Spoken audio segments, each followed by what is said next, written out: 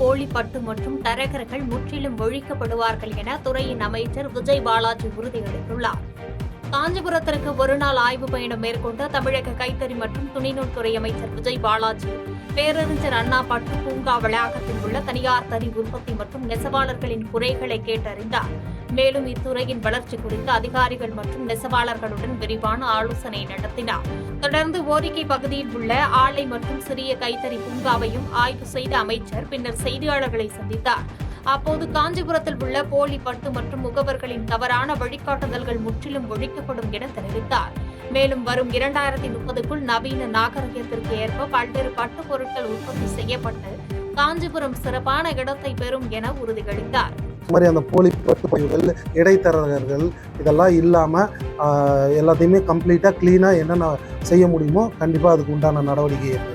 இடைத்தரகர்கள் கூட்டத்தில் முக்கியமான ஒரு விஷயத்தை பற்றி பேசியிருக்கோம். அதாவது ஆங்கிலத்தில் ப்ராடக்ட் டைவர்சிஃபிகேஷன் சொல்லுவாங்க. அதாவது வெறும் பட்டுனா பட்டு சேலை மட்டும் இல்லாமல் பட்டுல பல்வேறு பொருட்களை செய்யறது எப்படி, அதனால நமக்கு எக்ஸ்போர்ட் மார்க்கெட் எப்படி பிடிக்கலான்றதை பற்றி இங்கே டீட்டெயிலாக டிஸ்கஸ் பண்ணியிருக்கோம். அந்த எஸ்பிவி இருக்கிறவங்களும் அதை ப்ராமிஸ் பண்ணியிருக்காங்க. அடுத்த முறையில் இனிமேல் அதில் ஒர்க் பண்ணுவோம். ஏன்னா நம்மளோட இலக்கு என்னன்னா 2030க்குள்ள காஞ்சிபுரத்துலேருந்து நம்ம தமிழ்நாட்டோட ஜவுளி எக்ஸ்போர்ட்ஸில் ஒரு பெரும் பங்கு காஞ்சிபுரம் ஆட்ட வேண்டும்ன்ற அந்த நோக்கத்தோடு நம்ம பயணிச்சிருக்கோம். அதனால அவங்களோட இன்னைக்கு அதை பேசியிருக்கோம். திருத்தணி அருகே இருசக்கர வாகனம் நிலை தடுமாறி விழுந்த விபத்துக்குள்ளானதில் சட்டக்கல்லூரி மாணவர் ஒருவர் பரிதாபமாக உயிரிழந்தார். சென்னை திருப்பதி தேசிய நெடுஞ்சாலையில் திருத்தணி அருகே உள்ள முருகம்பட்டு பகுதியில் சாலை விரிவாக்க பணிகள் நடைபெறும் இடத்தில் உயர்ரக இருசக்கர வாகனத்தில் வந்த சென்னையை சேர்ந்த சட்டக்கல்லூரி மாணவர்கள் இருவர் நிலை தடுமாறி கீழே விழுந்து விபத்தில் சிக்கினர். ஆந்திர மாநிலம் புத்தூர் பகுதியில் உள்ள தனியார் சட்டக்கல்லூரியில் படித்து வந்த இவர்களில் வாகனத்தை ஓட்டி வந்த மோகன்ராஜ் என்பவர் படுகாயமடைந்தார். பின்னால் அமர்ந்திருந்த சக்திவேல் என்பவர் சம்பவ இடத்திலேயே பரிதாபமாக உயிரிழந்தார்.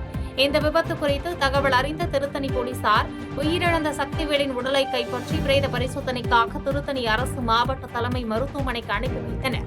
மேலும் படுகாயமடைந்த மோகன்ராஜுக்கு தீவிர சிகிச்சை பிரிவில் சிகிச்சை அளிக்கப்பட்டு வரும் நிலையில் இச்சம்பவம் அப்பகுதியில் பெரும் பரபரப்பை ஏற்படுத்தியுள்ளது.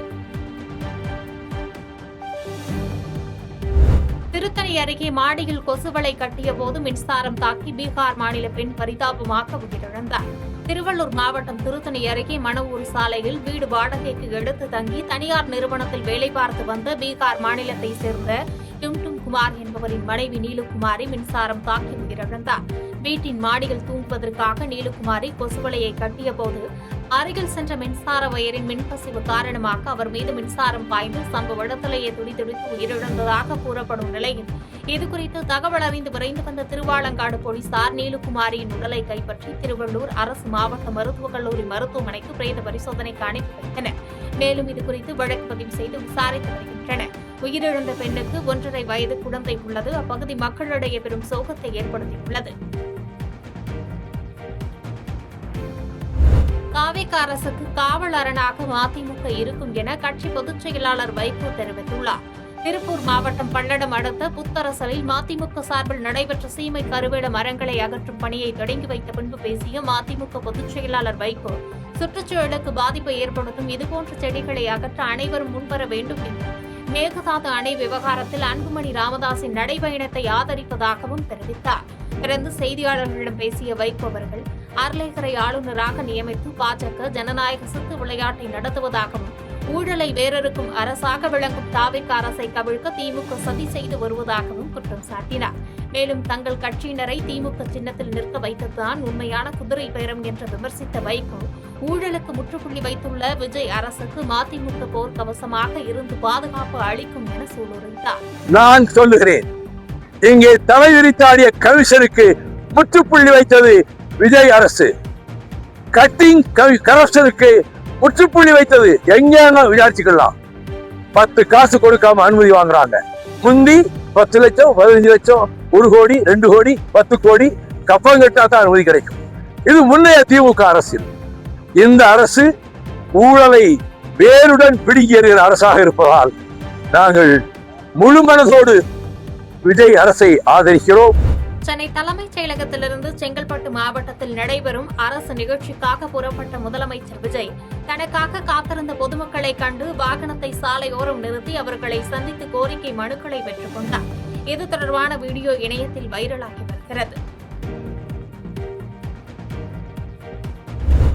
ஆட்சியை பற்றி விமர்சிக்க இன்னும் கால அவகாசம் தேவை என்று சிவகங்கை எம்பி கார்த்தி சிதம்பரம் கருத்து தெரிவித்துள்ளார். மதுரையில் செய்தியாளர்களை சந்தித்த சிவகங்கை நாடாளுமன்ற உறுப்பினர் கார்த்தி சிதம்பரம் புதிய அரசு பதவியேற்று இன்னும் 2 மாதங்களே ஆவதால் அவர்களின் நிர்வாகத்தை மதிப்பிட போதிய கால அவகாசம் வழங்கப்பட வேண்டும் என தெரிவித்தார். தொடர்ந்து பேசிய அவர், அதிமுகவிலிருந்து விலகி தவேகவில் இணைப்பவர்களை சேர்த்துக் கொள்ள வேண்டிய அவசியம் இல்லை என்று கருத்து கூறிய எம்பி கார்த்தி சிதம்பரம் வாக்காளர்கள் இதுகுறித்து சிந்திக்க வேண்டும் என வலியுறுத்தினார். தமிழகத்தின் நீர் தேவைகளை பாதிக்காத வகையில் காவிரி மேலாண்மை வாரியம் செயல்பட வேண்டும் என்றும் எல்லாவற்றிற்கும் மேலாக ஆளுநர்கள் தங்களின் அரசியல் சாசன அதிகார வரம்பை மீறி செயல்படக்கூடாது என வலியுறுத்தினார். அரசாங்கத்துக்கு டைம் கொடுக்கணும். அரசாங்கம் இன்னும் பதவியேற்று 2 மாசம் கூட ஆகல. அவங்க என்ன மே மாசம் 10ஆம் தேதி தான் பதவி ஏற்றாங்க. இன்னைக்கு நம்ம ஜூலை 6ஆம் தேதி தான் இருக்கும். கவர்மெண்ட்டுக்கு டைம் கொடுக்கணும். 2வது எல்லாருமே ஃபர்ஸ்ட் டைம் லெஜிஸ்லேச்சர்ஸ், மினிஸ்டர்ஸ் எல்லாம் திரு செங்கோட்டையனை தவிர எல்லாருமே முதல் முறையாக அமைச்சர் ஆகிட்டாங்க. அதில் கொஞ்சம் டைம் கொடுக்கணும் செட்டில் ஆகிறதுக்கு. முதல் பட்ஜெட்டை போடட்டும். பட்ஜெட் அறிவிக்க வந்ததுக்கு அப்புறம் தான் என்ன டைரக்ஷன் சொல்ல முடியும். இப்பவே சொல்றது இது ஒரு கிரிக்கெட் மாதிரி பால் டு பால் காமெண்ட்ரிலாம் கொடுக்கக்கூடாது. கவர்மெண்ட்டுக்கு கொஞ்சம் டைம் கொடுக்கணும். வாகனத்தில் சென்று ஆய்வு மேற்கொண்டார். ஏற்கனவே முதல் மற்றும் 2ஆம் அலகுகள் மூலம் சென்னைக்கு குடிநீர் அனுப்பப்பட்டு வரும் நிலையில் தற்போது 70% பணிகள் நிறைவடைந்துள்ள 3வது அலகின் மூலம் கூடுதலாக 400 மில்லியன் லிட்டர் குடிநீர் தயாரிக்கப்பட உள்ளது. சென்னையின் பல்வேறு பகுதிகளுக்கு தடையற்ற குடிநீர் வழங்கும் நோக்கில் அதிவிரைவில் இந்த அலகை திறக்க திட்டமிடப்பட்டுள்ளது.